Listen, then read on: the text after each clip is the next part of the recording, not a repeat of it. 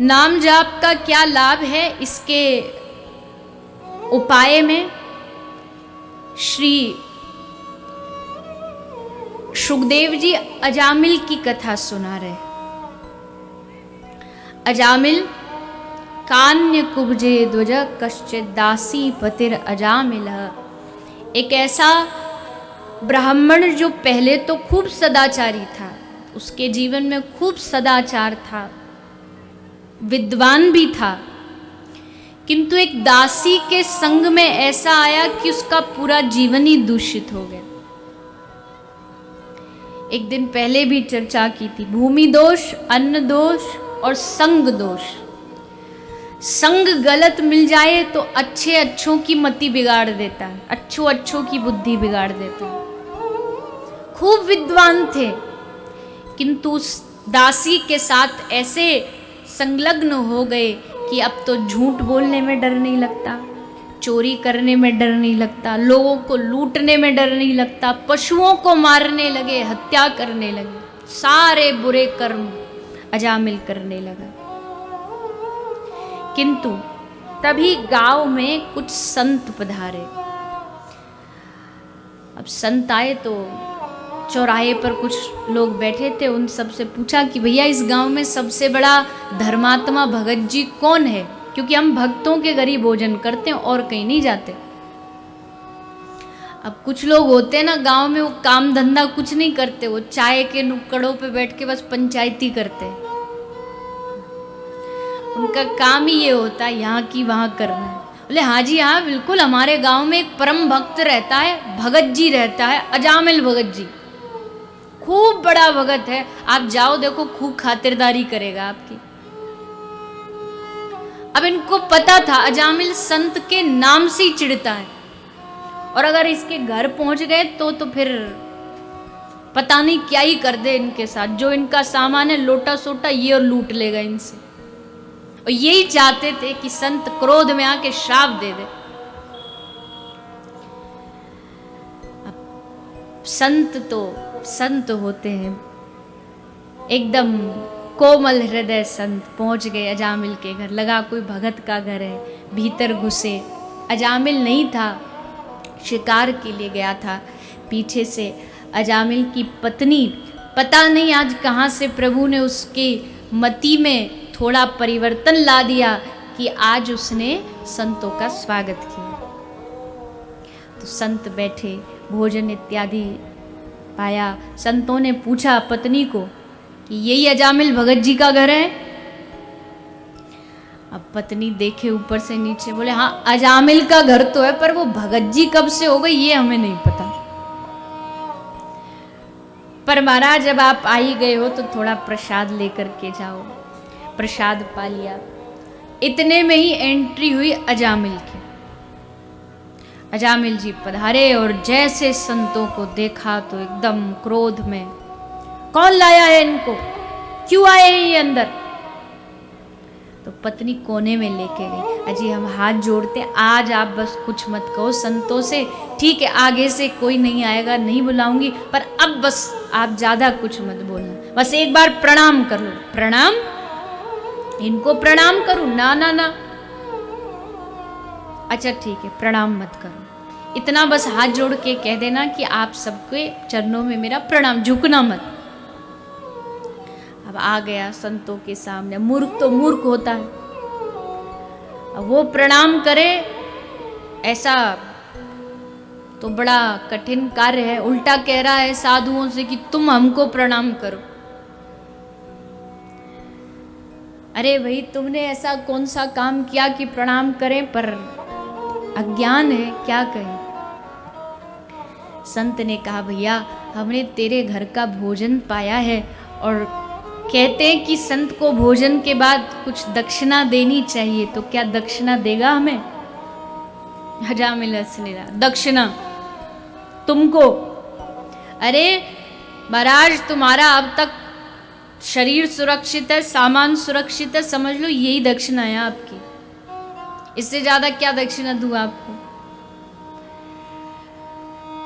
संत हृदय नवनीत समाना। संत ने संकल्प कर लिया उसी क्षण इसका जीवन बदलना है, इस पापी का उद्धार करना है। बेटा एक बात बस मान जाना, क्या तेरी पत्नी गर्भवती है, इसके गर्भ में एक पुत्र है, बस हमारी यही दक्षिणा है कि तू अपने पुत्र का नाम नारायण रख देना। ये काम तू करेगा तो हम समझेंगे हमें दक्षिणा प्राप्त होगी। बोल करेगा? हाँ हाँ देख लेंगे, अभी बहुत समय, अभी तो समय लगेगा, जब याद अगर आ गया तो देख लेंगे। कह के संत विदा हो गए।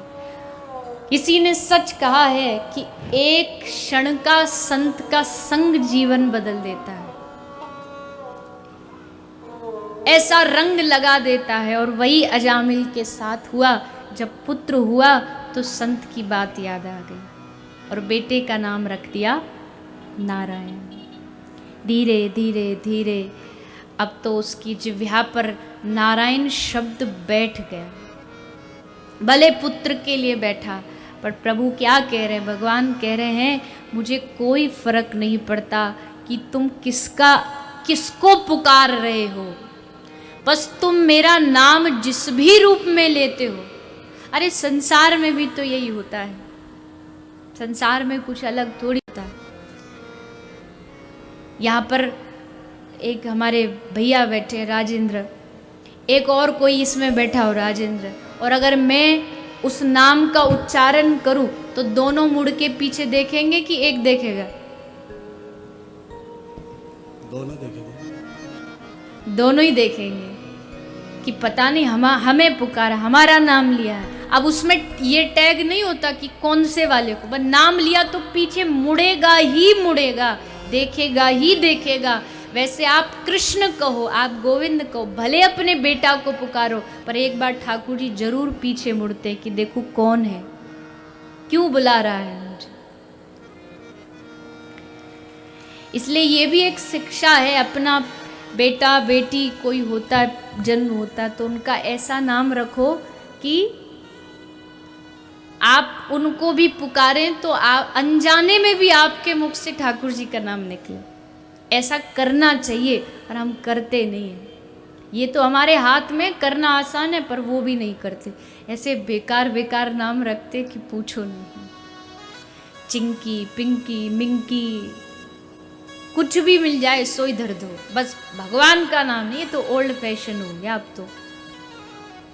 ठाकुर जी के सहस्त्रों नाम हैं, हमारी श्री जी के अनंत नाम हैं। अगर राधा रानी के नामावली पढ़ोगे ना तो आप कभी सुने भी नहीं होंगे, ऐसे ऐसे श्री जी के नाम। कन्या होती है तो राधा रानी के नाम पर रखो, लाला होता है तो ठाकुर जी के अनंत नाम हैं, उनके नाम पर रखो। कम से कम जिह्वा से नाम तो निकलेगा। भाई कुभाए अनख आलशहु, नाम जपत मंगल दिशि दशु।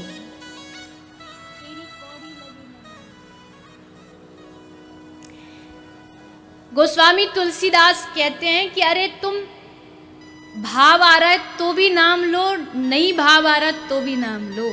नाम आपको आपका उद्धार करेगा ही करेगा, ये नाम का फल है। पर कितनी अचंभे वाली बात है ना आदमी की। पैसों से चीज खरीद सकता है, लेकिन जो चीज मुफ्त में मिल रही है निशुल्क, उस नाम को नहीं पकड़ रहा। नाम लेने में कोई पैसा लगता है? हाँ, तीर्थ जाने में पैसा लगेगा, यहाँ से वृंदावन जाओगे तो किराया लगेगा। दान करने में पैसा लगता है, पूजा करने में भी पैसा लगता है। आपको कुछ फूल लाने हैं तो पैसा चाहिए, फल लाने तो पैसा चाहिए, पर नाम लेने में कोई पैसा नहीं लगता। तो अजामिल अपने पुत्र का नाम नारायण रखता है। धीरे धीरे धीरे एक दिन उसका अंत समय आया, और अंत समय में भी उसके मुख से नारायण नाम का उच्चारण हुआ। और जैसे नारायण नाम का उच्चारण हुआ तो भगवान नारायण के दूत वहाँ प्रकट हो गए। अब तो यमदूतों में और विष्णुदूतों में झगड़ा चालू हो गया। यमदूत कहते हैं इसको नरक लेके जाएंगे क्योंकि पाप ही पाप किए इसने। विष्णुदूत कहते हैं कि ये नरक का अधिकारी है ही नहीं। क्यों नहीं है?